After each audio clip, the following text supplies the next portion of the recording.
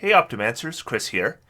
We've done a Moon Druid build before, and today I wanted to do a different kind of Druid build. And the reason for that is because I find maybe of all the classes, there's nothing that changes as much by subclass as Druid when you have a Moon Druid or anything else. Because a Moon Druid, starting at level 2, is going to be really focused on wild shape. It becomes a wild shape druid. And it's not going to be doing a lot of casting at that point. And then as they move on, wild shape becomes a little less powerful. They start using spells a little bit more, but there's always kind of a mix between the two. And they don't get a lot to improve their spellcasting ability, but their wild shape just gets better and better. Every other kind of druid has a pretty utility-based wild shape. With any druid that's not a moon druid, I'd avoid using wild shape for combat because the forms you're going to take don't have a lot of hit points, don't have a good armor class. But what all the other subclasses of druid get are abilities that are going to improve their ability to use spells. So today we're going to be talking about the Circle of the Shepard druid. This is a subclass of druid that really focuses on summoning.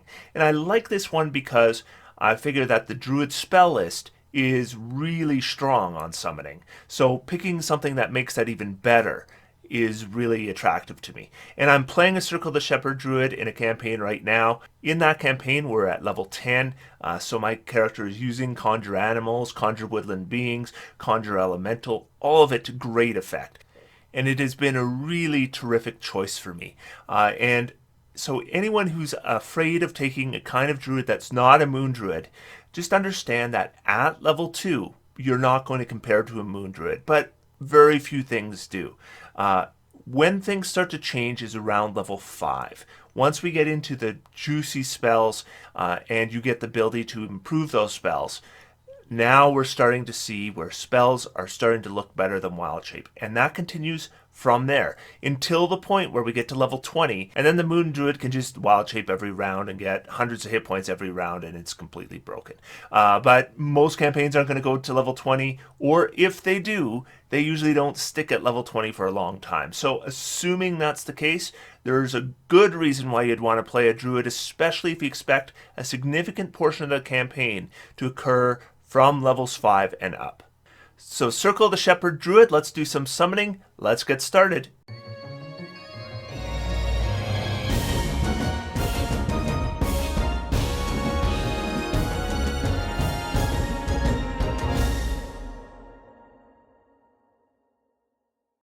So as usual, we're going to be using D&D Beyond to create a character. So I'm calling this one the Summoner Druid because that is really going to be the focus of this character. Now, when it comes to race for this character, we actually have a ton of pretty good options. Because we're focusing on summoning, and summoning is not dependent on wisdom at all, we are a lot less shoehorned into picking races that already have a wisdom bonus. If we were to choose a race without a wisdom bonus, we would find that certain spells are less effective, and we will have some of those spells, but once we get into summoning, that's what we're going to be doing a lot of the time with our spell casting, and that's not going to rely on our wisdom at all. So suddenly races that do things like have dex bonuses or constitution bonuses look a lot stronger. We also want to take a look at the racial abilities, see if any of the racial abilities are particularly synergetic with summoning. Now, like with most classes, the Aarakocra is always a good choice. Of course, for druids, it's particularly good because you're getting a wisdom bonus and a dexterity bonus, and those go great together. And then you get flight, and this is a non-concentration flight. So this means that if we consider our character maybe a 5th level summoning druid is going to cast Conjure Animals, then we can fly out of melee range from our enemies. So now they're kind of stuck attacking other people besides us, and our concentration is safe. And maintaining your concentration is, of course, of vital importance to this character because our most powerful abilities are going to require concentration. On the other hand, you're going to find that the Aarakocra is not used in a lot of campaigns. DMs understand how powerful flight is, that it is a 3rd level spell that would require your concentration, or you can get it for free as a racial bonus.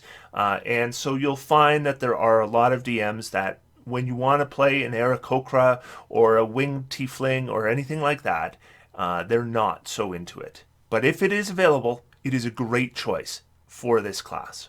Another great choice for a Circle of the Shepherd Druid is a Hill Dwarf, because we're going to get extra hit points. We get that Constitution bonus combined with a Wisdom bonus. So the stat bonuses are right where we want them to be, and we get the extra hit points. Also, we're going to get some weapon proficiencies we otherwise wouldn't have. Probably not weapon proficiencies I'm going to use, though. I'm probably sticking with the Druid weapon proficiencies anyways. Nothing wrong with a Wood Elf either. We're getting our Dexterity bonus, we're getting our Wisdom bonus, so those are perfect for us. Of course, we might consider that a Wood Elf is thematically appropriate for a Druid as well. I think it's certainly iconic for a Druid.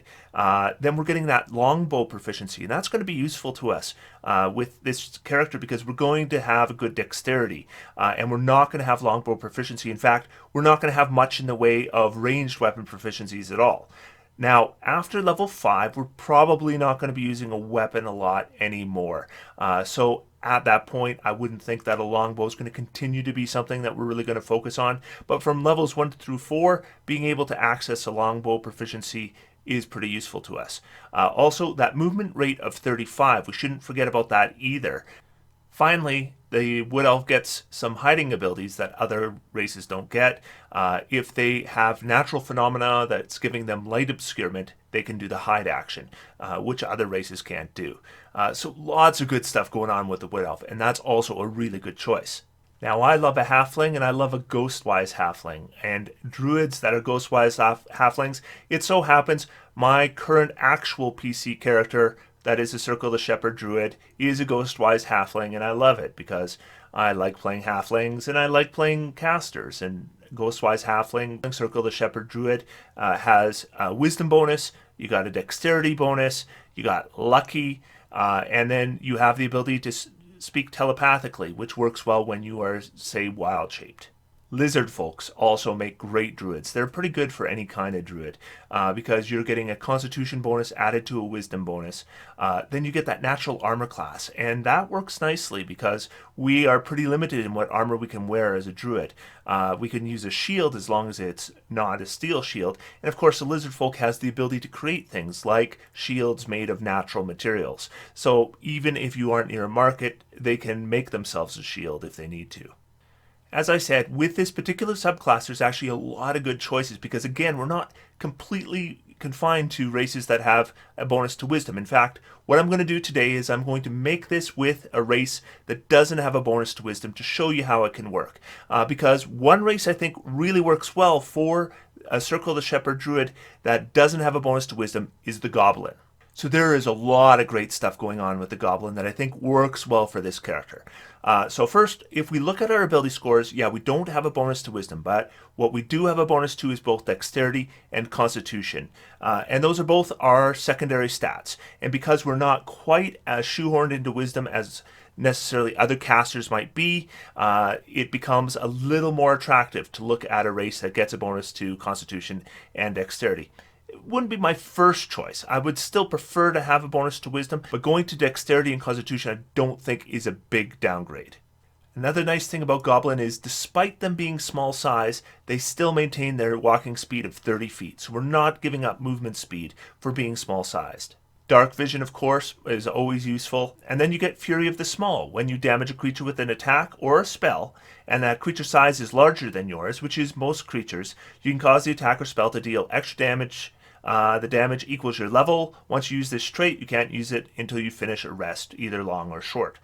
So we're going to be doing damage all the time, either through weapons or through spells. So we're going to be able to use this all the time to increase the amount of damage we can do. But this is the reason I'm choosing the Goblin. Nimble Escape. You can take the Disengage or Hide action as a bonus action on each of your turns. So this is basically cunning action, except it's taking away the ability to do the dash action. But the one I'm going to be using it for is the Hide action, because what we can do then is we can use our action to do a summoning spell, and then we can do our bonus action to do the Hide action. And the reason why we would want to do this is because, as I said, the most important thing about this particular style of character, a character that is going to focus on summoning, is maintaining concentration. And I've said this before, and I'll say it again, the most effective way to maintain your concentration is not to take damage in the first place.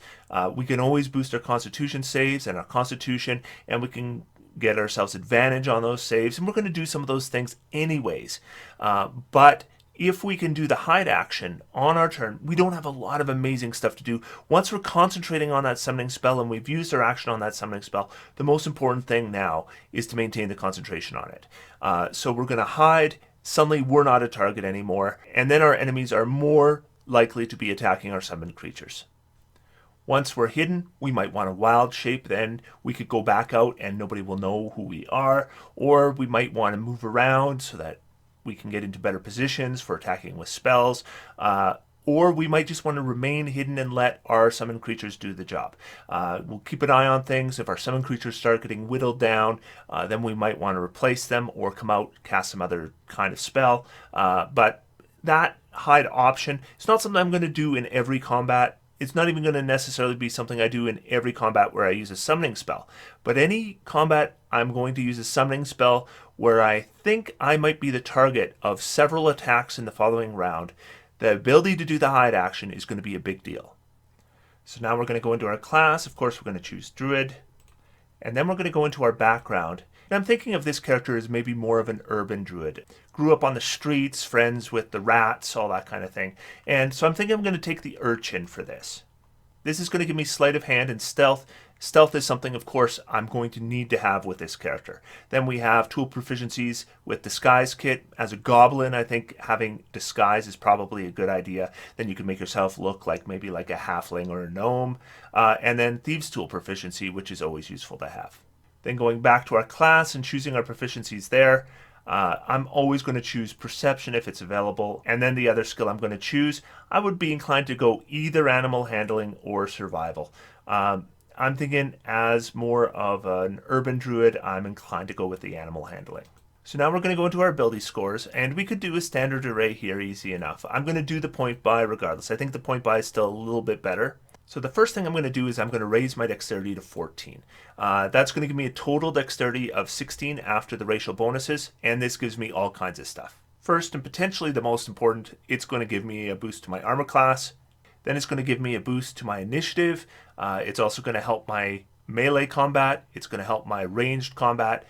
So all kinds of good stuff with a good dexterity. I'd say it is probably the first thing I'm looking at. The second thing I'm going to do is I'm going to take my wisdom and make it a 15. So I can't make it a 16 because I don't have a bonus to wisdom. So I'm going to go with the 15 right now. Now I could go 14, but there's a reason I'll go 15, and you'll see that as we level up. The next thing I'm going to do is I'm going to put my Constitution at 15. That's going to give me a total of 16. So I've got a Dexterity of 16 and a Constitution of 16. Those are really strong physical stats. So those first few levels, before I have the ability to do a lot of spell casting, I'm going to be able to mix it up not too bad in melee because I'm going to have a decent armor class. I'm going to have a decent chance to hit. I'm going to do decent damage, and I'm going to have a decent amount of hit points. Not many points left. I'll go ahead and make the intelligence 10 on this character.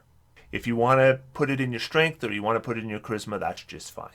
So we're going to go to the equipment here, and I'm just going to start with the standard equipment. I'm going to take the wooden shield, the scimitar. I'm going to start with leather armor, an explorer's pack, and a druidic focus. With a goblin, I like the idea maybe of a totem, if he's more of a shamanistic kind of character. Then he's got a knife, a map, a pet mouse, a token to remember my parents by, set of common clothes, and a pouch with 10 gold pieces. Now, something to remember is, so I'm going to be using a shield and I'm going to be using a scimitar. And at low levels, I'm probably going to be doing this a fair bit. I do not have the Warcaster feat. That means I cannot cast a spell that has a somatic or a material component if my hands are full. So if I've got my shield on and I'm holding my scimitar and I'm casting a spell that has anything more than a verbal component, I'm going to have to drop the scimitar to make that spell cast. So that's just something to keep in mind. What I would probably do with this character is I wouldn't be carrying my scimitar out most of the time. I'd have it in my belt, use my interact with an object to pull it when I need to use it. So at first level as a druid, you only get 2 cantrips. So I want to be fairly careful in my selection of cantrips here. The first cantrip I'm going to select is Guidance. I think Guidance is the best cantrip that a druid can get. And then for the second one, I have all kinds of choices.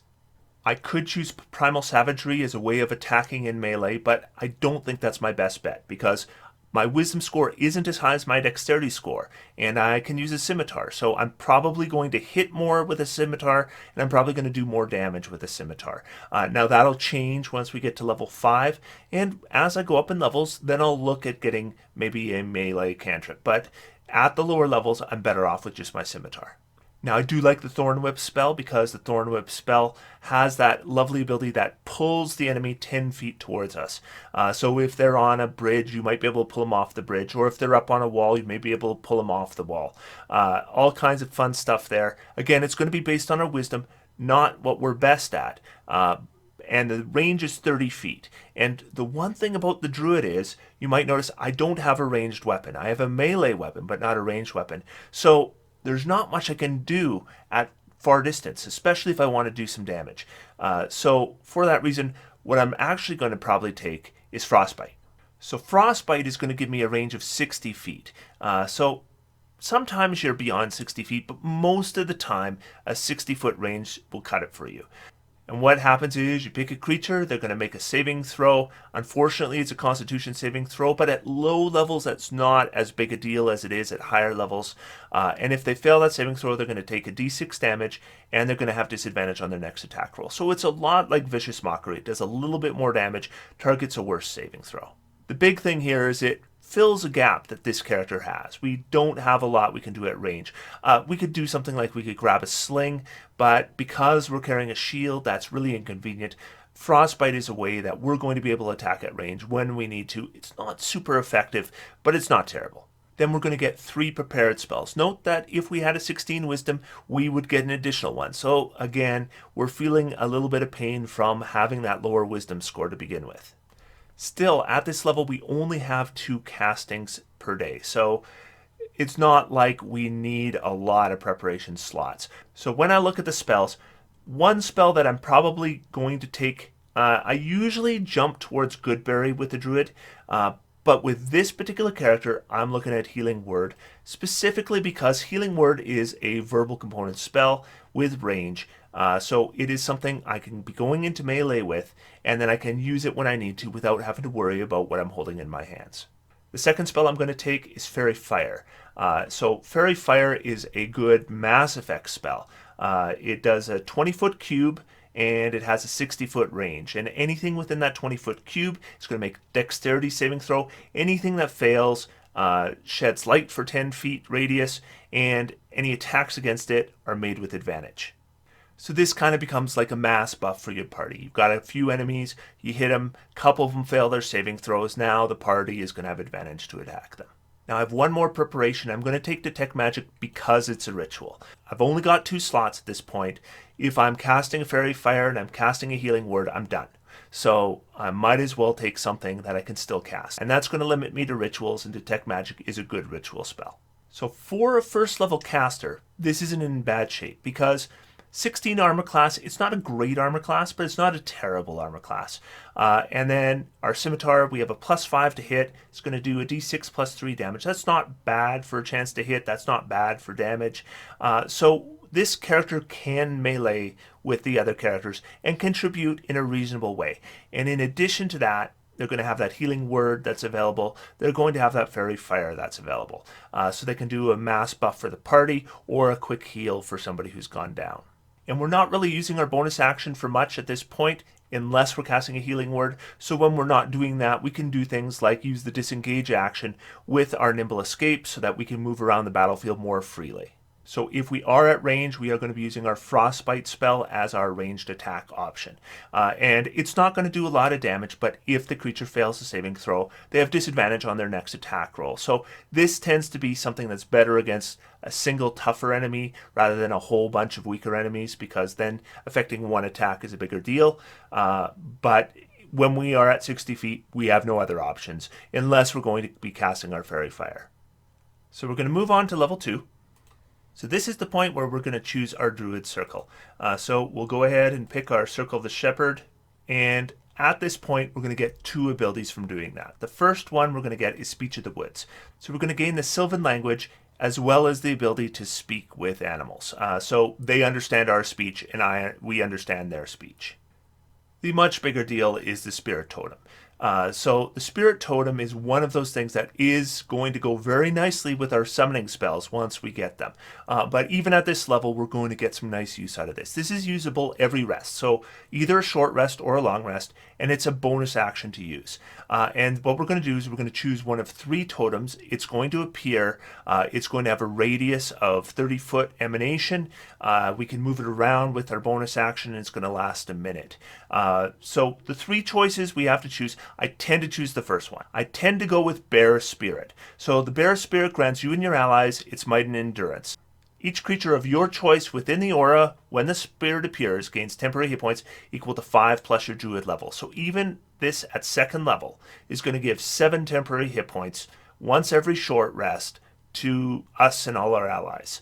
In addition, you also gain advantage on strength checks and strength saving throws when in the area. So if you have somebody who does grappling or something like that, they're going to really be helped out with this. But for most of us, strength checks and strength saving throws don't happen all that often. Still, if you find something like the entire group gets caught in something like an Evert's tentacles or something, you could use a Bear Spirit as a circumstantial bonus in those cases. But most of the time, what I would use it for is just, we're going to put it up, we're going to grant some temporary hit points. We're not going to worry about moving around the effect. We don't worry about how long the effect lasts because the temporary hit points are going to last until we take our next long rest. But let's talk about the other 2 totems because we're going to use them sometimes. The second one is the Hawk Spirit. The Hawk Spirit, what it does is it's going to give 1 creature advantage on an attack if we use our reaction. So basically, if you have an ally and they're within the aura and they're going to make an attack on the enemy, I can use my reaction to give them advantage on that roll. Now, giving up your reaction to give one person advantage is okay, but it's not a huge deal. Now, we can do that every round, but honestly, we're using our reaction every round to give one person advantage. I don't think that's a huge deal. In addition, us and our allies are going to get advantage on perception checks while we're in that aura. Again, not something that's going to come up a lot, but once in a while you're dealing with creatures that are using stealth. Because it's only a minute, this isn't something that we can use a lot while we're traveling because it's not lasting long enough unless we know we're going to be making a perception roll. We're about to search a room. It's really important we could raise this and then we'd get advantage on those perception rolls. But for most of the time, those perception rolls are only going to really come up if somebody tries stealth on us or something like that. So this is really mainly about giving one ally advantage on one attack each round, and we give up our reaction to do so, which is okay. It's not a bad deal. But compared to giving everyone a significant amount of temporary hit points, I just don't think that's a good trade-off. The final one is the Unicorn Spirit. So what it does is it gives advantage on all ability checks to detect creatures within the Spirit's aura. So there's a bit of redundancy there with the Hawk Spirit. The Unicorn Spirit also is going to give you advantage on checks. Now it says all ability checks. I don't know what other ability checks besides Wisdom Perception you're likely to make to detect enemies within the aura. But if there is such an ability check, it would add to that as well. The main thing here is if you cast a spell using a spell slot that restores hit points to any creature inside or outside the aura, each creature of your choice in the aura also regains hit points equal to your druid level. So think about it this way. Let's say you cast Conjure Animals and you have 8 creatures inside your aura that are getting damaged. Then you cast a healing spell. Then all the creatures would be getting healing equal to the same healing that you're providing the creature you cast a spell on. So that's pretty good and useful. The thing to remember is that with a Bearer Spirit, we're actually giving those temporary hit points before the damage is ever taken. So it is really kind of preventing the damage we would otherwise be healing. Now, the advantage of the Unicorn Spirit is we can use it more than once, right? So you have the same Unicorn Spirit up. You cast a healing spell on the first round, everyone heals. You cast a healing spell on the second round, everyone heals again. So if you really want to spread out your healing ability, then the Unicorn Spirit isn't a bad way to do that. And so it's not a bad choice either. So none of these choices are terrible. I think all these spirits are pretty cool, actually. But Bear Spirit is the one I'm going to levitate to most. I tend to like giving people extra hit points rather than healing hit points later, just because sometimes it's harder to manage those hit points when it's a lower pool to begin with. Just giving them that extra hit points to begin with, it just kind of makes it easier. And so what we can do once we have summoning is we use our action to do the summon spell, and then we would use our bonus action to bring up the bear spirit, and then us, all our allies, and all our conjured creatures would all get those bonus hit points. So at this level, we'll get one more first level spell. And I'm just going to pop on Absorb Elements. It's something I'm eventually going to want. So we use our reaction when we take energy damage, and we give ourselves resistance to that damage. If we're in melee, we can also do a little bit of extra damage the following round with our melee weapon. Finally, I should mention that as a druid, we now have access to wild shape. Now, because we're not a Circle of the Moon druid, we are limited to shapes of challenge rating 1/4. It also takes us a full action to change. So when we're talking about combat, there's not a lot of great options here. So if we're to talk about 1/4 challenge rating creatures, here's a wolf. You can see armor class 13, that's a bad armor class. Hit points 11, that's not good hit points for this level. The speed is good. Attack of +4 to hit, that's not a great chance to hit. Damage 2d4 +2, that's probably a little bit more than we're doing with our scimitar. And then we have the chance of making them fall prone.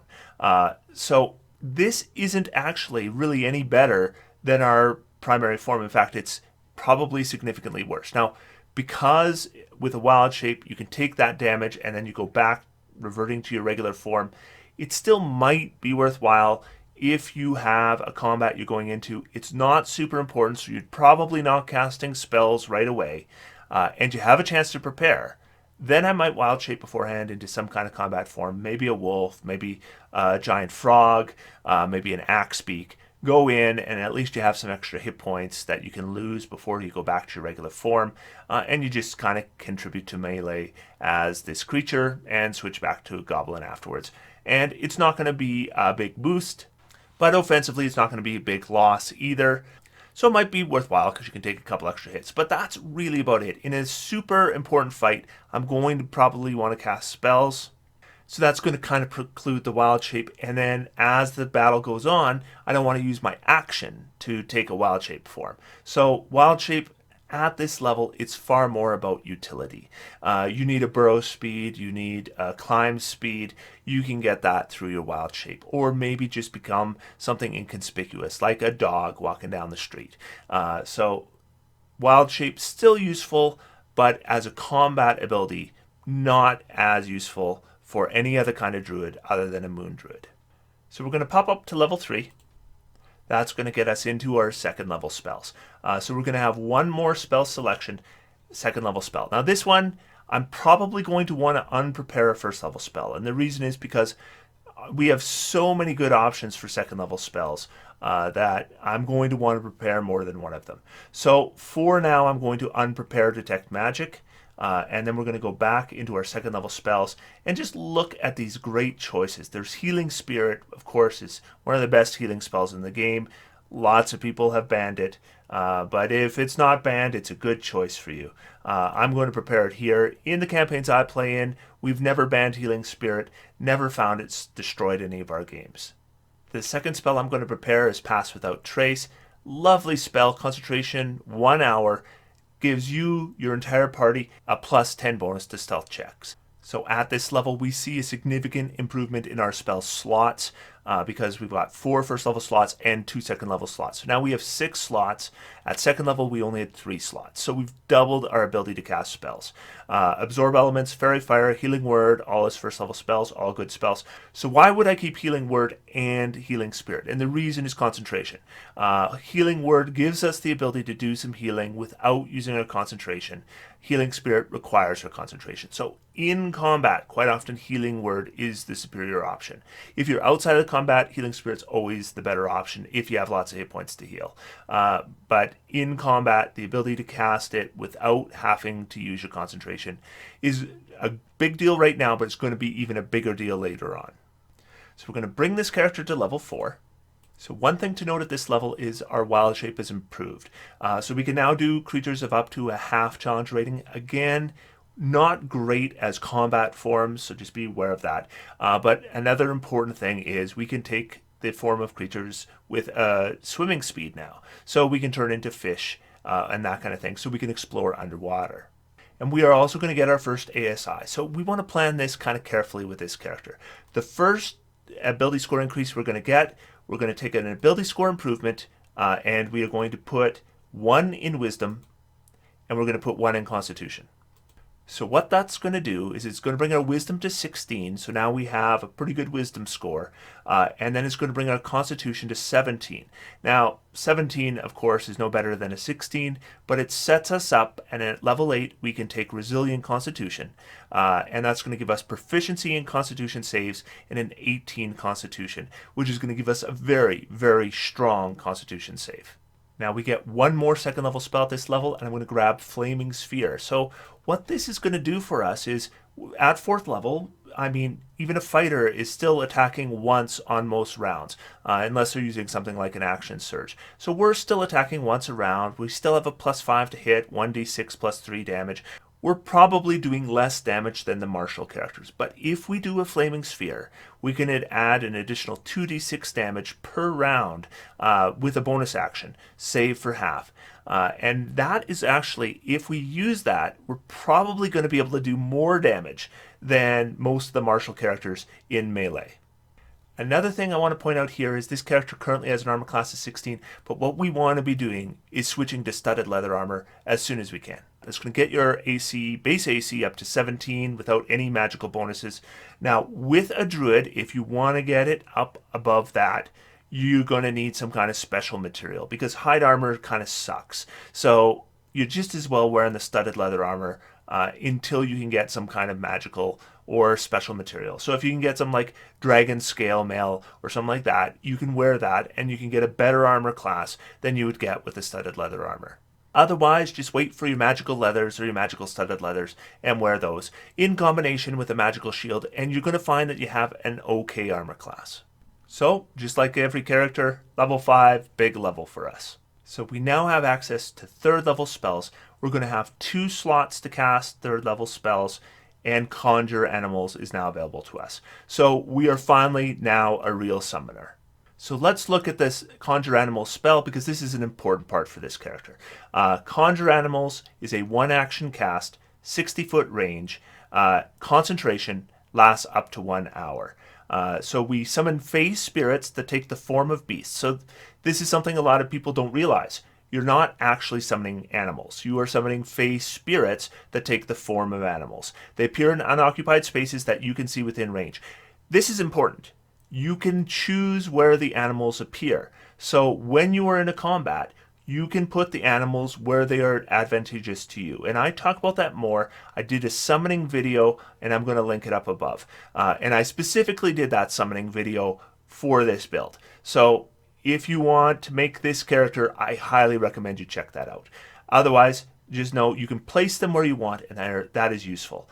And then we can choose the number of creatures we're going to get. We're going to get 1 beast of challenge rating 2 or lower, 2 beasts of challenge rating 1 or lower, 4 beasts of challenge rating 1/2 or lower, 8 beasts of challenge rating 1/4 or lower. Just for comparison, if we were to wild shape, we could take a challenge rating 1/2 or lower. We can summon 4 creatures that have that same challenge rating. Even a Moon Druid at this level is doing a challenge rating of 1 or lower. We can summon 2 creatures with a challenge rating of 1 or lower. Now, since each beast is considered fey, we can still speak to it because we speak Sylvan, and that's what they speak. It disappears if it drops to 0 hit points or less. So there's no such thing as unconscious or dead for a summoned creature. If they drop to 0 hit points, they simply disappear. The creatures are automatically friendly to us and our companions. We're going to roll a separate initiative for the creatures, and they're going to take initiative on their turn. And again, this can be disruptive to play, and I talk about that as well in the summoning video above, and ways you might be able to make that not such a big deal. In general, if terrain is not a concern and you have a reasonable amount of enemies, your best bet most of the time is to summon the 8 creatures of challenge rating 1/4 or lower. It's just the action economy. You get so many more attacks, you just end up doing a lot more damage. and you have so many more creatures that they end up taking a lot more damage before they're all killed. Still, don't shy away from getting less creatures if that's appropriate for the location or for the number of enemies you have. It's still a great spell, even if you're only summoning one creature. So if we are summoning 8 creatures, what might we get? Well, the DM is going to choose what the creature is. If you are a DM, what might you choose? Well, you might choose an axebeak, a boar, a constrictor snake, draft horse, elk, giant badger, giant bat, giant centipede, giant frog, giant lizard, giant owl, giant poisonous snake. Be careful about giving a party 8 giant poisonous snakes. That's pretty tough. Giant wolf spider, panther, riding horse, swarm of bats, swarm of rats, swarm of ravens, or wolf. And that's just from the monster manual. That is a huge selection of creatures, and 8 of any of them is pretty tough for this level. Now, most of these creatures are medium size or smaller, but there are a couple of these creatures that can get into large size. If you have 8 large size creatures, that can get unwieldy, but for the most part, you're pretty much going to end up with medium or smaller. If you do the 4 challenge rating 1/2 creatures, you might get an ape, black bear, crocodile, giant goat, giant seahorse, giant wasp, reef shark, swarm of insects, or warhorse. Now, the thing to note here is if we were to compare the stats of these creatures to the 1/4 challenge rating creatures, the difference isn't huge. It's certainly not twice as good. So that's why the 8 is so much better, because the jump from 1/4 to 1/2, from the 1/2 to 1, and from 1 to 2, we're not doubling it each time.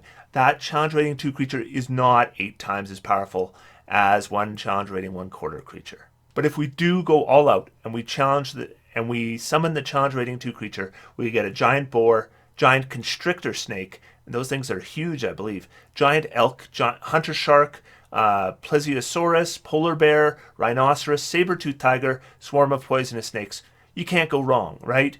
No matter what the DM picks, it's going to be pretty good. And that's pretty much true of all of this.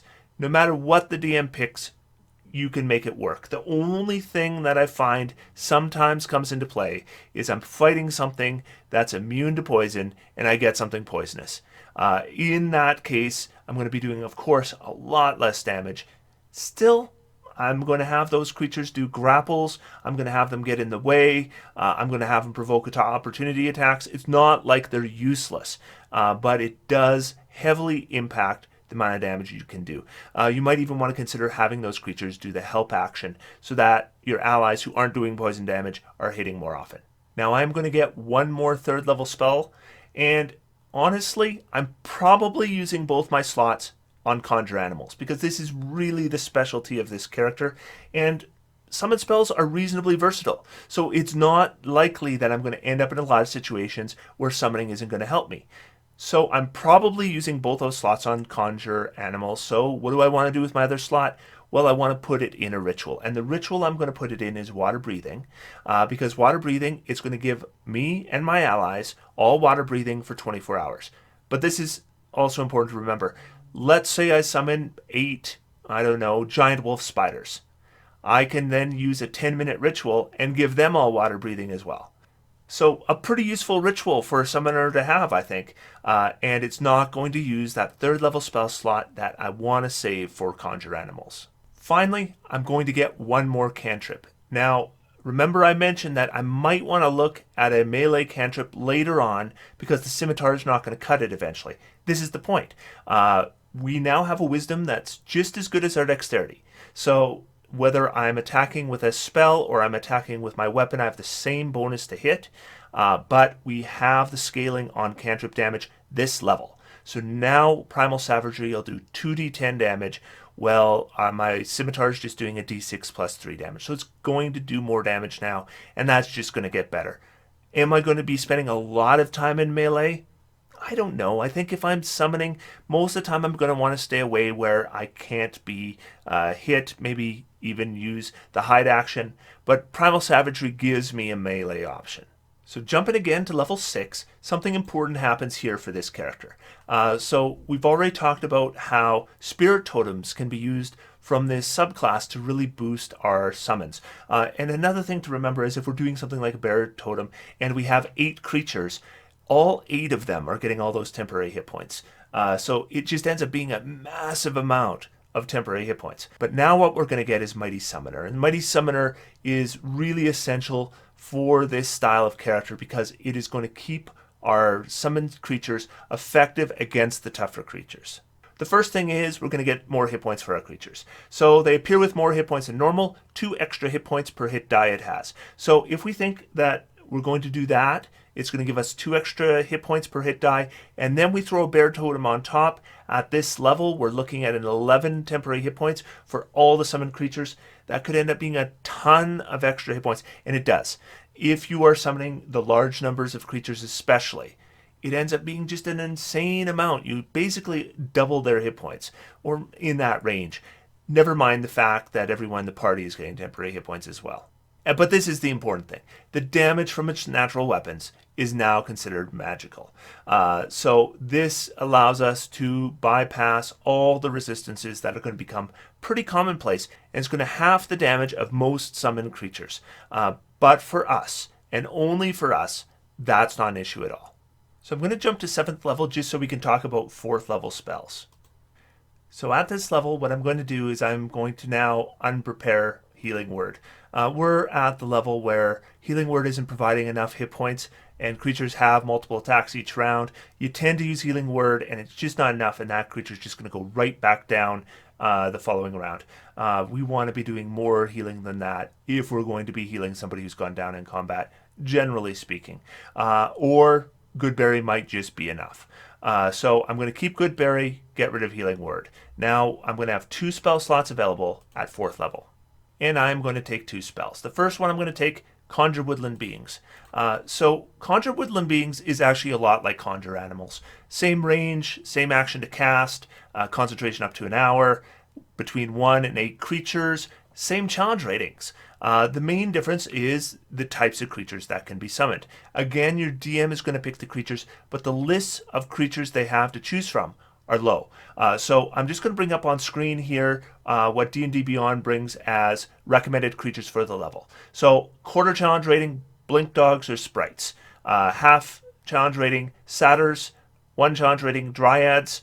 2 challenge rating, sea hags. So if we're just using the monster manual, you know what you're going to get for everything except for challenge rating 1/4. So satyrs, I'll tell you that as a combat creature, they're fine. They're going to have a short sword, a short bow, so they can do ranged attacks, melee attacks, have an okay number of hit points, okay chance to hit. You add all the Circle the Shepard bonuses on top, and they become a decent fighting option for you. Dryads, if you get 2 dryads, you're going to get things like Pass Without Trace with them, Entangle with them, so we get some nice spell-like abilities. They also have Shillelagh, so that they can cast it, they can go into melee. They're not as great in melee, so there's a good chance they might not last very long. But remember we can add bonus hit points, we can add temporary hit points, so it can boost them up a little bit. But what we get with the Dryads are those spell-like abilities on top of everything else. Now the Sea Hag actually has a fair number of hit points. The thing about them is they have that horrible appearance that potentially could be effective because creatures that come within that range have to make their saving throw automatically. If they fail that saving throw, then the Sea Hag can attempt that death glare at them and maybe even kill them if they're unlucky on their saving throws. However, I would be worried about friendly fire with a Sea Hag, so I'm probably going to stay away from the Sea Hag. I'm going to be looking at Dryads or Satyrs most of the time. You know what you're going to get. Satyr is mainly about combat. The nice thing about doing a Satyr rather than a Conjure Woodland Beings is they have ranged attacks. So you have versatility there you didn't have with the creatures. So if you summon 2 challenge rating 1 creatures, if you're just using the monster manual, that's going to give you the Dryad. If you are using other sources as well, you could end up with the Quickling. Now, the Quickling doesn't have any magical spell-like abilities, but they are really good in combat because they have good armor class. They do tons and tons of attacks all the time. So you get 2 of them, and that's just a massive amount of attacks you're adding. But if you do get the Dryads, I just think they get enough stuff. So let's talk about right now how good this is. So they're each going to have 22 hit points, but because they have 5 hit dice, and we are Circle the Shepherd Druid, that's 32. And remember, if we use the Bear Spirit Totem, then we're well over 40. We're going to get innate spellcasting. They're going to get Druid Craft at will. That's pretty minor. But 3 times a day each, they can do Entangle and Goodberry. Both of these great. Entangle is a good battlefield control spell. And Goodberry, just think about this. You summon 2 Dryads. If they don't do anything else, they can spend the first 3 rounds that you have them casting Goodberry 3 times each. That's 60 Goodberries that you can then put in your pouch that are good for 24 hours. Once this spell is over, you still have 60 Goodberries. That's 60 points of healing. Then once a day each, they can cast Bark Skin, which they should do on themselves because their armor class is 11. So even the crappy Bark Skin is useful on a Dryad. Or they could do Pass Without Trace. That will require the concentration. So if they're doing that, they're not doing the Bark Skin. But 2 Pass Without Traces. And then you don't have to concentrate on them. You're concentrating on the summoning spell. And then the summoning spell is the one concentrating on the Pass Without Trace. That's lovely. And then they can do Shillelagh, which they can only do once a day. And it's not that great. Their wisdom is a 15. So in combat with the Shillelagh, they will have a +6 to hit. Damage is 1d8 +4. It's not terrible. Finally, they can attempt to magically charm a humanoid. So put all this stuff together. Dryad's actually really good, and getting 2 of them with the 4th level spell is terrific. And I should mention right now that there would be a temptation to maybe take something like Giant Insect, because we think of it as a summoning spell, but just keep in mind that Giant Insect is a transformation spell because we're taking existing creatures and changing them, so it's not a true summoning spell, which means that we're not getting some of our bonuses. So I'm probably going to stay away from that. The second spell I would probably look at is Freedom of Movement. This is a spell that doesn't come up all that often, but when you need it, it's huge, and it doesn't require concentration, so I can cast it while I'm concentrating on a summon spell, for example, because maybe a party member got paralyzed or in some other way has had their movement compromised. It is a very circumstantial spell. The fact that it is not using our concentration is a big deal here because it's not interfering with our summoning. Now, Polymorph is an option for us here. We could choose Polymorph as a spell. Polymorph is a fantastic spell, and I don't think it's a bad spell choice for us here. It does conflict with our summoning. We're either summoning or we're polymorphing. I want to summon. This is a character I'm making specifically for the purposes of summoning. I've got a spell list that's strong for summoning. I've got a subclass that's boosting those summoning spells. So when I have a spell slot available and I'm ready to use my concentration, I'm probably going to do a summoning spell. So let's jump to 8th level. And a couple different things happen at 8th level. The first thing is our wild shape changes. So now we can do wild shape challenge rating 1 creatures. It doesn't matter. We're not going to be transforming into a challenge rating 1 creature and then going into combat. That would not be a smart thing to do. But we can now do flying creatures, so that's significant. The second big thing that's happening here is our ability score improvement. And you know what we're going to do because I talked about it in the last time, and that is we're going to take Resilient Constitution. So this is what Resilient Constitution does for us. Number 1, it's going to give us proficiency in our Constitution saving throws. At this level, that represents a +3 bonus on Constitution saving throws. Secondly, it's going to improve our Constitution bonus from +3 to +4. So in fact, we're actually going to have a +4 bonus on Constitution saving throws compared to the level before.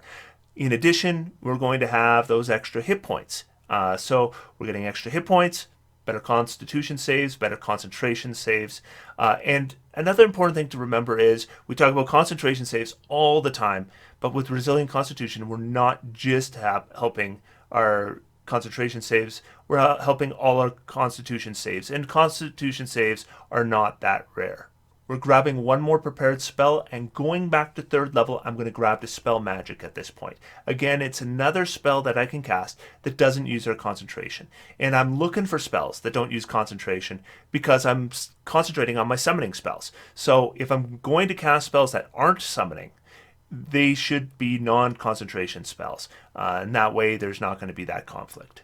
And speaking of getting rid of concentration spells, I'm going to get rid of Flaming Sphere as well.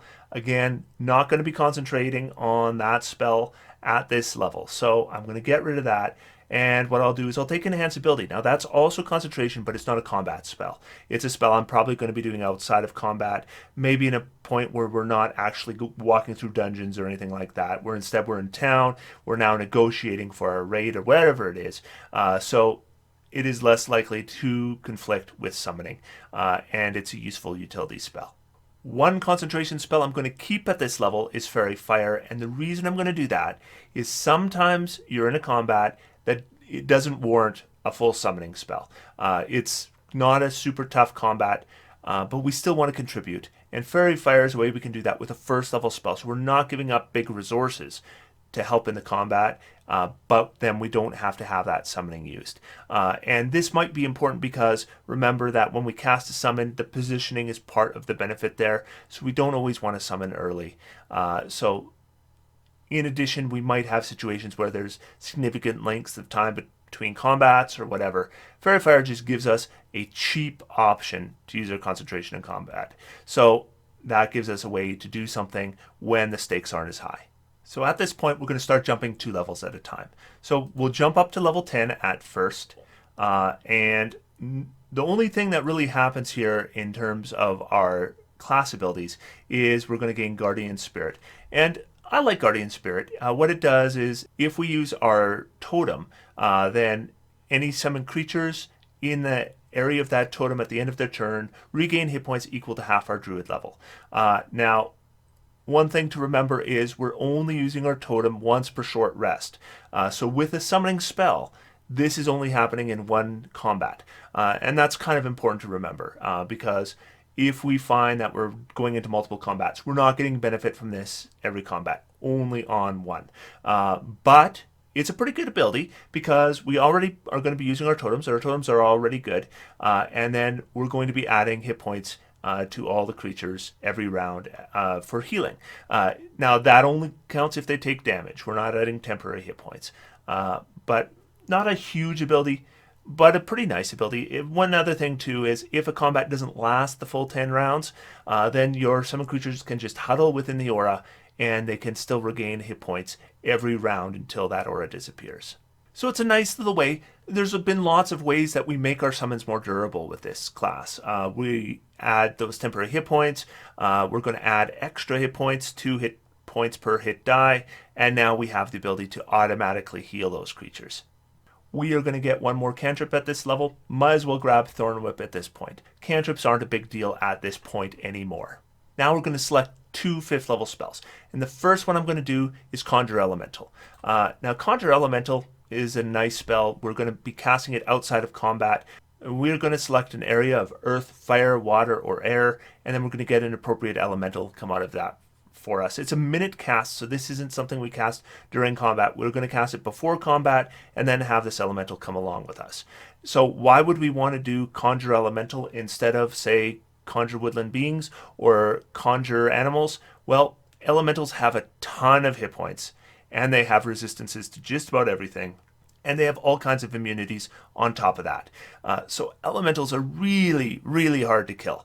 Any of the elementals are really hard to kill. Also, if we take something like an air elemental, we have a fly speed of 90, so it can pretty much go anywhere it wants to on the battlefield. Furthermore, we have additional abilities. Air elementals, which are the ones I tend to do most often, can do the whirlwind. Earth elementals can glide through earth, all those things. Finally, they have 2 attacks around, reasonable chance to hit, reasonable amount of damage. So all in all, as a straight out combat form, not as unwieldy as having 8 creatures, but very still effective. Now I should note that if you lose your concentration on a Conjure Woodland Beings or a Conjure Animals, they disappear. If you lose your concentration on a Conjure Elemental, it turns hostile to you. So you really don't want to lose your concentration on this creature, or it's just going to be a pain in the neck for you, because now you have to deal with it as well as the enemies. I should also mention that once we get to 11th level, if we target air with this, we can get an Invisible Stalker. An Invisible Stalker is about as good in combat as an elemental. In some ways it's not as good, but then it's permanently invisible, so it has that advantage on every attack and all that kind of stuff. But also it has some abilities that are really good if you want to track somebody. Your ranger now has no point at all because an invisible stalker can basically track anyone, anywhere. So the next spell I want to talk about, I need to do a correction for because I talked about it in the summoning video, and that's Planar Binding. I've been confused on this one because it says under Planar Binding, if you cast it on a creature that was summoned or created by another spell, that spell's duration is extended to match the duration of this spell. Now this is the way I read duration. If we go to the player's handbook and you pull open duration, this is what it says. A spell's duration is the length of time a spell persists. A duration can be expressed in rounds, minutes, hours, or even years. Some spells specify that their effects last until the spells are dispelled or destroyed, period. And then we move into instantaneous, concentration, casting another spell that requires concentration, taking damage, being incapacitated or killed. Now those are all under the subset of duration, but the actual definition of duration I just said. So my thoughts on it were that if that's the definition of duration, then that's what's changing. We are changing the amount of rounds, minutes, hours, or years that the spell lasts. What I'm being told over and over again, and the more I'm told and the more I think about it, the more I'm inclined to think that that is probably correct, is that because concentration is listed under duration here. So if we look here, we can see duration, and then concentration is technically under the subset of duration. It becomes part of duration. And so when you see a spell listed and you click on duration, or you look at the duration in the player's handbook, that's where it lists concentration or fails to list concentration. And because Planar Binding fails to list concentration there, if we change the duration to match the Planar Binding, then that spell should also fail to now list concentration, even if it listed it before. Now, I still kind of feel like there's a gray area here. I've had this conversation back and forth with people because the definition of duration is right here, and it doesn't include concentration. But I am now leaning towards the side that being able to cast Planar Binding on a creature that has been summoned will not require your concentration. However, you cannot cast Planar Binding on a creature that you've summoned regardless. And the reason for that is Planar Binding requires 1 hour to cast. Now, although technically speaking, you would say if you cast Conjure Elemental, it lasts for 1 hour, then you cast Planar Binding, it's 1 hour minus 1 round, so technically you don't have long enough. I have this conversation with people about short rests and rope tricks too. Jeremy Crawford has said he doesn't see that being an issue. And I wouldn't see that being an issue. We're talking about 1 round. But the thing is if you cast a spell that has a 1 hour casting time, you have to concentrate on that spell while you're casting it. So despite the fact that Planar Binding doesn't list concentration under its duration, it requires concentration to cast, at least for the 1 hour casting time. And because we're concentrating on the Planar Binding, we can no longer concentrate on the summon spell. Now the exception might be a summoned elemental, because of course a summoned elemental then becomes hostile. But Planar Binding, this is a spell that you're going to need to cast over an hour. So you're going to have to be able to keep this elemental somehow contained in an area for 1 hour while you cast a Planar Binding, which is going to be extremely difficult to do. So with Planar Binding, I just want to talk about it because I think it might be something that a different character in the group might want to cast. Are we going to want to cast it on our own summoned creatures? No, because we can't. But does Planar Binding require concentration if you're using it to extend the duration of a spell that is a summon spell? I'm inclined to say no. Again, it depends how you define duration. If you use simply the text under duration as the definition of duration, then yes, you still need to concentrate. If you're using the entire subset of duration and everything contained underneath it, then concentration is part of that, and then it wouldn't require it. So, if you're a DM, make a choice. One way or the other, I'm not taking it with this character because, again, I can't cast it on my own creatures. But I wanted to mention that because I talked about it in the summoning video and it's come up multiple times since then. So what spell am I going to take? Greater Restoration. Love Greater Restoration. This is such a useful spell to have available. It's not going to require concentration. And most of the time I'm not going to cast it. It's circumstantial. This would be like an orange raiding spell, but it's the kind of orange raiding spell that we want to have for this character because what are we going to be using our spell slots for most of the time? Conjure elementals. What are we going to be doing with our spell slots when we're already concentrating on something else and we need this spell? Now we've got it. So the reason I like Greater Restoration is there's some effects that are so debilitating that nothing else works. The one that comes to mind immediately for me all the time is Petrified. If somebody is turned to stone, you don't have a lot of options. They're technically not dead, so you can't even raise dead on them. The only thing that you can do is a Greater Restoration. So having it prepared is great. It means that it's available when you need it. Most of the time I won't need it, but I got the spell slot extra anyway. Most of the time I'm going to be casting summoning spells. So having this as an option just gives me a bunch of additional options without using concentration. So if we're looking at this character at this level, we have a +8 Constitution saving throw modifier. That's really useful because most of the time our DC on a concentration check is 10. 93 hit points is a great number of hit points, especially for a caster at 10th level. That's over 9 hit points per level. If we get caught in melee, Primal Savagery, not a bad choice. +7 to hit, 2d10 damage. We can do a Thorn Whip, 2d6 damage, and move them around. We're probably not going to be using our Scimitar anymore. But most of the time in combat, we'll be casting spells. We have 2 5th level slots, 3 4th level slots, 3 3rd level slots. And you know what? Conjure Animals, still a good spell at 10th level. My Druid currently is 10th level. When I cast Conjure Animals, it is effective, only using a 3rd level slot. And remember, because we're a Goblin, we can always choose to hide, and that's actually a lovely option to have. Not something I'm going to do all the time, but whenever I figure that my concentration is going to be a problem, because it doesn't matter what your bonus to concentration is, if you get targeted enough and hit enough, you're going to fail a saving throw. It's going to happen eventually. And you just have to fail one and your summons is gone. Now we can use another spell slot and we can summon again.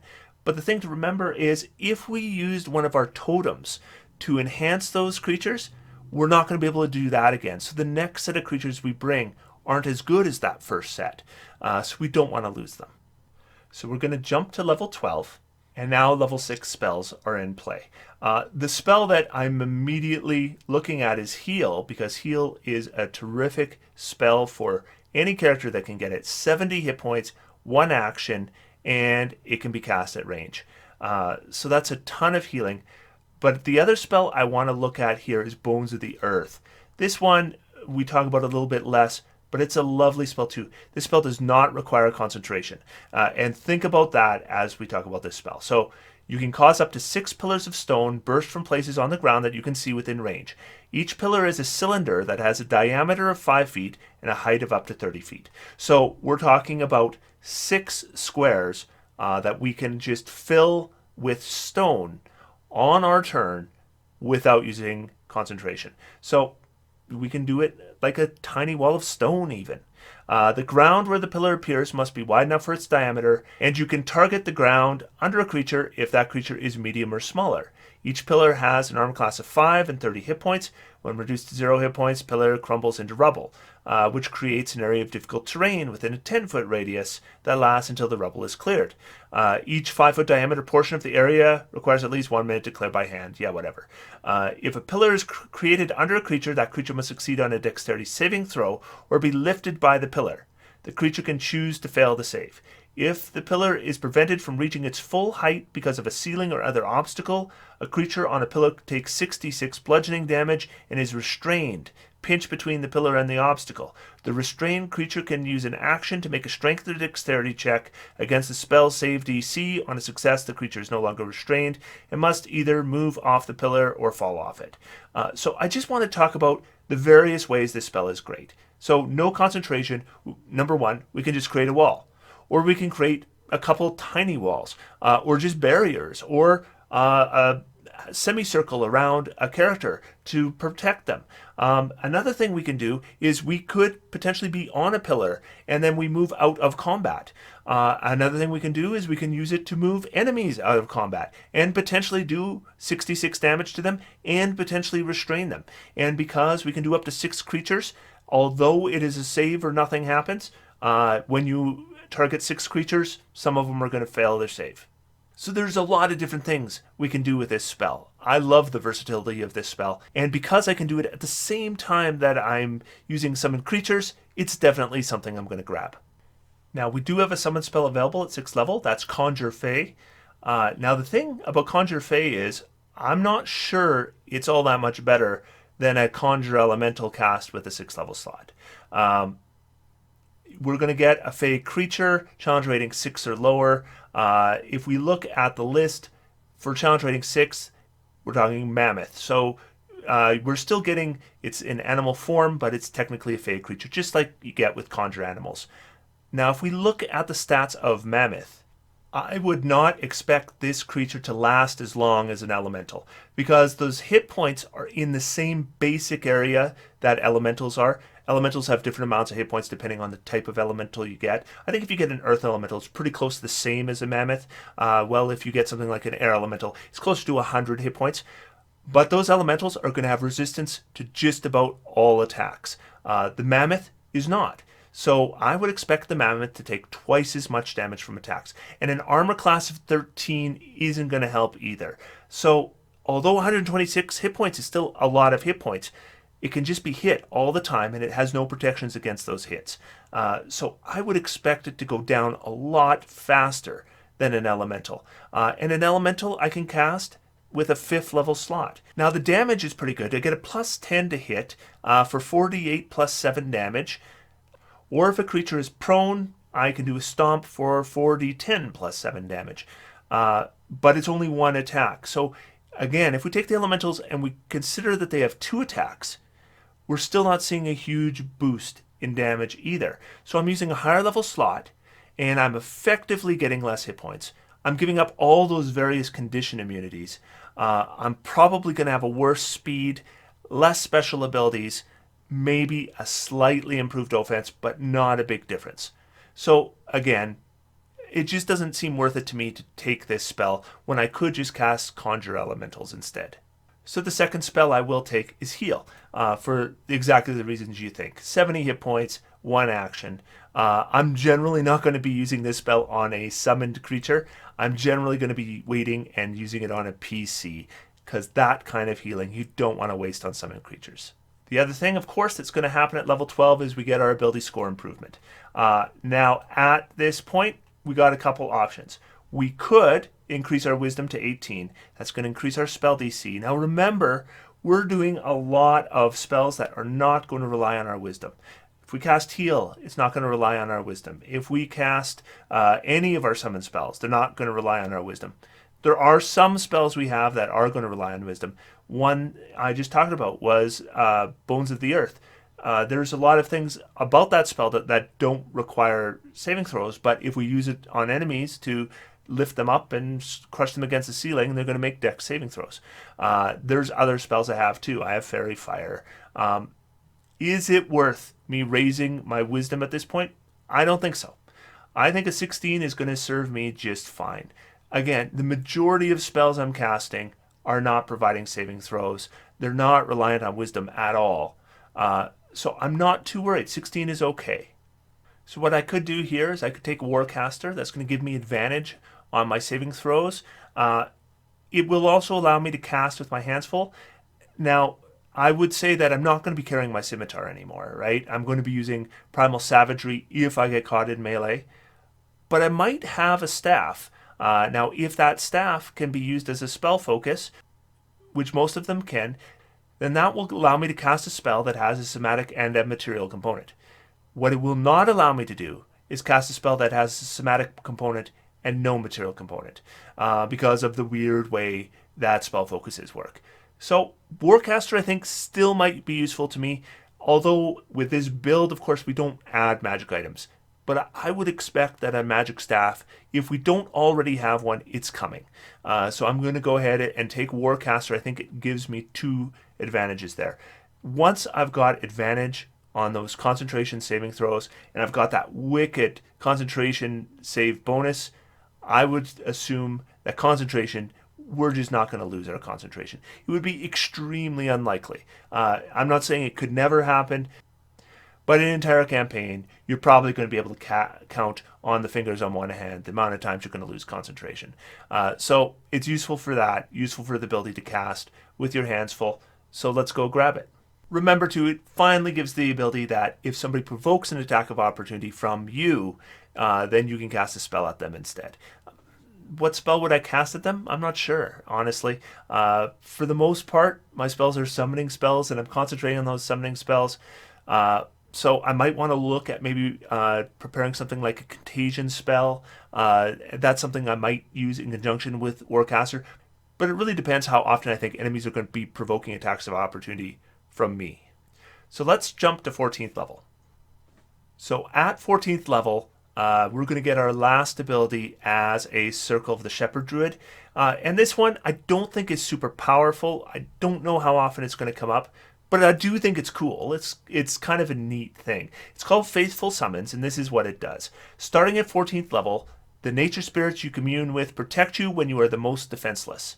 If you are reduced to 0 hit points or are incapacitated against your will, you can immediately gain the benefits of a Conjure Animals as if it were cast using a 9th level spell slot. It summons 4 beasts of your choice that are challenge rating 2 or lower. Now, remember it says as if cast using a 9th level spell slot. That means it's going to gain the benefits that you normally gain from summoning spells. The conjured beasts appear within 20 feet of you. They receive no commands from you. If they receive no commands from you, they protect you from harm and attack your foes. The spell lasts for 1 hour, requiring no concentration, or until you dismiss it, no action required. Once you use this feature, you can't use it again until you finish a long rest. Now, the one thing I note is, because it doesn't use your concentration, if you are raised above 0 hit points or are no longer incapacitated for whatever reason, you should be able to maintain this spell for that full hour and summon more creatures on top of that, right? So you could potentially have 2 summon spells going at once, and that's pretty cool. How often are you going to be incapacitated against your will or reduced to 0 hit points? I mean, hopefully not very often, right? I mean, if you were really cheesy, you could have party members do it to you or something like that. If I was your DM, that would not go over well. But I'll tell you what, I probably wouldn't do that as a player. The intention here is that if an enemy does this to you, you get this great benefit. And as a player, I'm going to try to prevent becoming incapacitated or falling to 0 hit points. But that doesn't mean it doesn't happen. We can be incapacitated with, a 3rd level spell, easy. A 1st level spell, we get hit with Natasha's Hideous Laughter, we fail our save, we're incapacitated. Now, suddenly we get a 9th level casting of Conjure Animals, and they attack our foes. That's not so bad. Is it going to come up a lot? I would hope not. And because it's not going to come up a lot, or because I would expect it not to come up a lot, I don't think it's super powerful. But when it does come up, it would be really cool. And so I think it's a pretty good ability, despite the fact I don't see it happening a lot. So we're into our 7th level spells, and 7th level and 8th level spells. This is where the Druid spells don't really sing to me. I find the same thing with Cleric spells. Cleric and Druid spells, when we're at 13th, 14th, 15th, 16th level, when we're getting to pick the new spells, I'm underwhelmed. Because these are not the greatest spells in the game. I've got Firestorm, Mirage Arcane, Plane Shift, Regenerate, Reverse Gravity, and Whirlwind. I will acknowledge that all these spells aren't terrible because they're 7th level spells, but for 7th level spells, these aren't necessarily the first choices I would make. Now, Mirage Arcane can be okay, especially if you are already an illusionist, because you can alter it. As a druid, we're not an illusionist, so I don't think our Mirage Arcane is right for us. Firestorm, I think, does terrible damage for this level. Regenerate, I'm constantly told that it's not just about regenerating a crappy amount of hit points. If your arm's cut off, you can get your arm back. But the standard rules for D&D have no method for which you to lose an arm. So unless your DM is playing off house rules or using like the brutal criticals optional rules in the DM's guide, that's not going to come up in most campaigns. So I'm not a fan of regenerate. Reverse gravity can be okay. I talked about this a little bit in Wizard Spell Guide video, but reverse gravity says that if the enemies make their saving throw, they don't fall upwards because they grabbed onto something. Does that mean that they have to hang on and they're hanging upside down? I think that's really important. And before I ever selected this spell, I would check with my DM what they figure would happen with it. Because if it's just save or nothing happens, it's not that great. Whirlwind's okay. It's not a bad spell, even for the level. As a battlefield control spell, reasonable. Uses our concentration, so we're probably not going to do it. So what's left? Plane shift. Am I going to take plane shift? Yeah, I guess so. Plane shift is going to give me the ability to travel to other planes with the rest of the party. This can be used as a long-range travel method because we can travel to another plane and then we travel back to our own plane, except this time we travel to where we want to go. We can also use it as an escape method. We're in trouble and we get together, we cast a plane shift, and then it is a one-action cast and it'll get us out of trouble. The thing about that is, it is a touch spell, so we all have to be within range of each other. And my second spell choice at this point, I guess I'm going to choose Mirage Arcane. It's not a terrible spell as well, and it doesn't use our concentration. I mean, I might be using my 7th level slots to upcast a summoning spell from a lower level, rather than do these spells, but Plane Shift is useful, but it's more circumstantial and utility. Mirage Arcane can be useful. It really depends on the terrain. In small confined areas, it's really underwhelming. In a huge, massive area, we can do some things with it. So I might use it in those cases, and it's not going to use my concentration, so it's not going to affect my summoned creatures. In fact, in some cases, it might even help my summoned creatures because we can do things like create bridges across chasms or have those chasms disappear altogether. So things that might affect the maneuverability of a summoned creature, we might be able to alter. Speaking of not exciting, let's go to 16th level. So I'm going to get another ability score improvement. And I've already told you I'm not all that concerned about raising my wisdom. I've already got a constitution modifier of +4 and 18 constitution. Lots of hit points. I'm never going to fail a concentration save. So what am I going to do with this feat? I'm probably just going to take lucky. Then, in that really weird circumstance where I actually do fail a concentration save, I can still get another roll. And then there's so many other ways that lucky can be useful. Turning an attack against us that was a hit into a miss, or just doing any roll in the game, including any saving throw in the game. We can get ourselves effectively advantage on that roll. Lucky, of course, just a great feat, and it's one of those feats that's good for anybody. And in a case like this, where nothing is super important for the build of this character, it kind of becomes an obvious choice. So what do we do with our 8th level spells? Well, we've got Animal Shapes. That's like a mass polymorph spell, except your challenge ratings are limited to 4 or lower. So if you're turning an army into something, that's useful. We can't combine it with summoned creatures because it's concentration. There's Antipathy, Sympathy, which can be okay. It kind of requires some casting out of combat to prepare for adventure before it happens, and you kind of have to guess what kind of things you're going to come up against. If you do, it can be useful. But again, there is some finesse into using this spell effectively, and it's not always going to be useful to us. Control Weather is purely utility and purely story related. It's not something I'm ever going to cast like in combat, for example. As a campaign spell, it sometimes comes up. Would I ever prepare it? No, not unless I know I need it. Then I might prepare it for the specific circumstances I need it for, and that's it. Then it's gone. Earthquake, same thing. Feeble Mind, save or nothing happens. Now it is an intelligence save. We do like to target intelligence saves, but we are facing a lot of creatures with legendary resistance now, and they are simply going to choose to make that saving throw. And if we're going to be casting it on a creature without legendary resistance, is that a powerful enough creature for us to be wasting an 8th level spell slot on? Tsunami, okay, I guess, but it is using a concentration. This leaves us with Sunburst, 60-foot radius centered on a point you choose within range. Each creature makes a Constitution saving throw, or they take 12d6 radiant damage, and blinded for 1 minute. 12d6 with an 8th level slot is not good damage. So there's nothing here that I particularly like. So what will I take? I'll take Animal Shapes, because I think it's appropriate for the character. And I will take Antipathy, Sympathy, because maybe it will come up. But this is disappointing to me. And this is the kind of level where all the druids suffer. This isn't just the Circle of the Shepherd. We talked about this with the Circle of the Moon Druid and any kind of druid we do. It just so happens that the spells at this level are not overly impressive. And that's not to disparage the druid list in its entirety. As we've gone up, you can see level 1, 2, 3, 4, 5, 6, all great spell levels for druids, and 9th is a decent spell level for druid. It's just that 7th and 8th, those ones just not so great.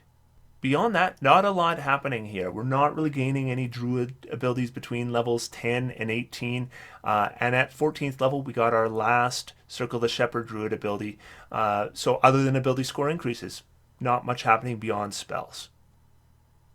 So we'll hop to 18th level and talk about our 9th level spells.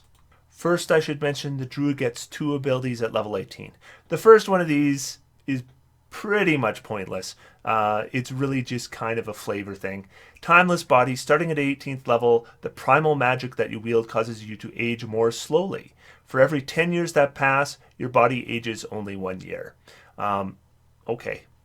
I mean, if age was a big deal to you, you could have just played an elf too. Like, Wood Elf was just fine. If you're playing campaigns that cover these massive durations, don't play a human, don't play a goblin.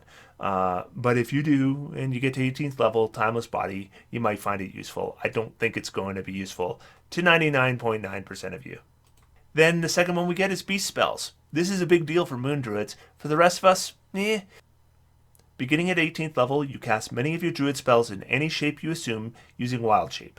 You can perform the somatic and verbal components of a Druid spell while in Beast Shape, but you aren't able to provide material components. So do our summoning spells require material components? Well, some do, some don't. But the thing is, we're not using Wild Shape very much except for utility.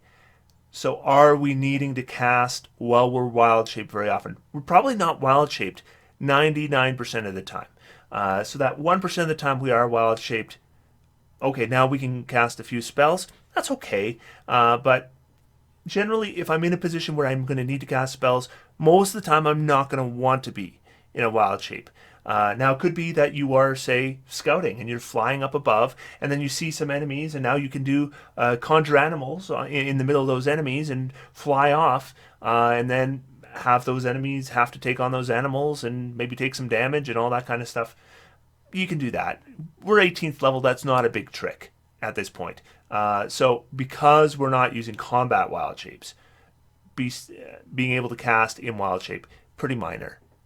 But what's not minor are 9th level spells. And 7th level and 8th level spells are a bit of a drag with a Druid. So 9th level spells, fortunately we get great options here. Not all the best 9th level spells in the game, but we don't need all the best choices. We just need 1 or 2 good choices, and we do. Foresight is the best buff in the game. And then we can cast this. I wouldn't cast it on myself usually, and I'm certainly not casting it on a summoned creature. I'd cast it on another PC.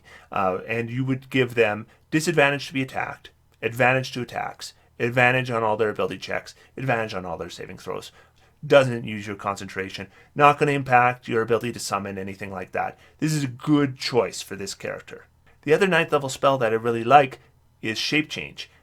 Shape Change is a spell we are going to cast on ourselves, and then we can take various different forms and gain several different abilities. With this style character, a summoning character, I don't want Shape Change. I don't want to have to concentrate on that and not be able to have summoned creatures. I'd rather concentrate on my summoned creatures and give my Foresight to somebody else. So I'm going to prepare Foresight. And I get another preparation, and I'll prepare True Resurrection. Something not going to come up very often, and super expensive. If you cast True Resurrection, it requires 25,000 gold pieces, though maybe at 18th level that's not such a big deal. I mean, it sounds like a lot, but 18th level is kind of special. The whole gameplay really changes. If you haven't been in super high level before, you can get money whenever you want, pretty much. There are spells that can generate money.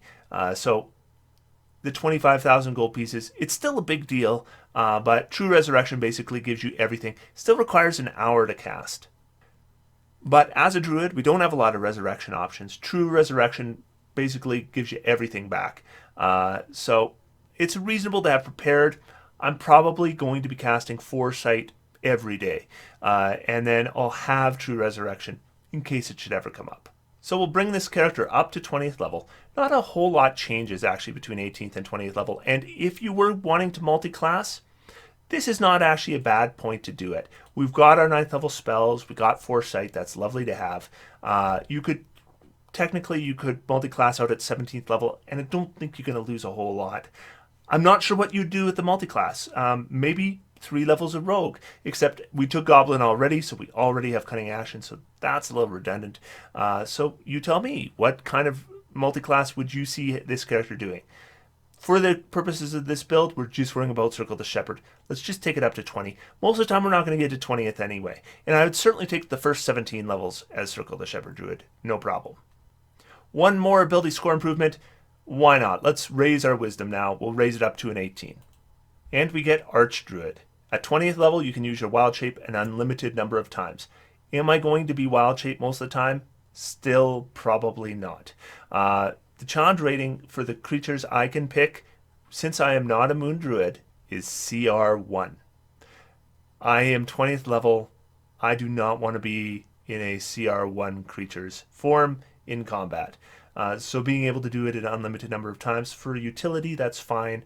I can fly, I can swim, I can go back to flying, back to swimming as often as I want. I probably would do it as a role-playing thing for fun, but in combat, I'm going to want to be in my regular form. Additionally, we can ignore the verbal and somatic components of our Druid spells, as well as many material components that lack a cost and aren't consumed by a spell.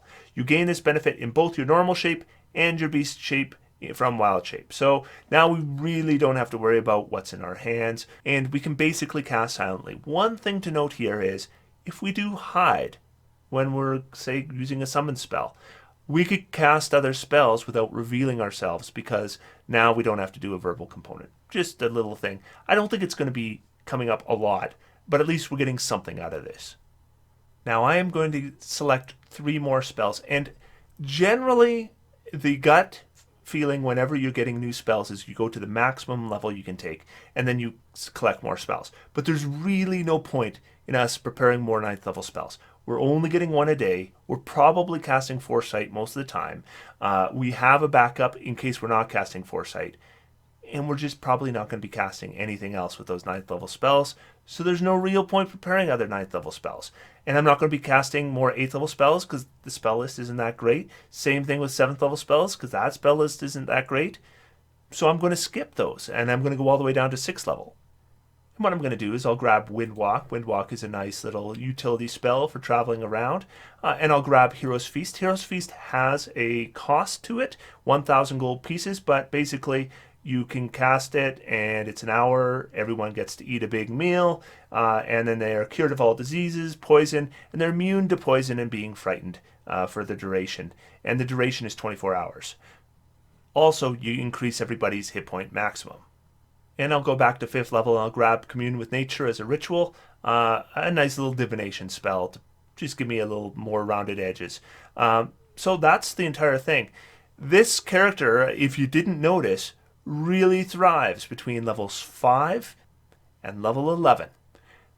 So we're the point where we first get our 3rd level spells and we first really become a summoner, to the point where we first gain our 6th level spells, which is kind of the last level of spells that druids get that are pretty exciting until they get to their 9th level spells. And those levels, this character is perfect. Once we get past that 11th level point, we're going to start getting diminishing returns until we get to our 9th level spells, because Foresight is going to be a big deal.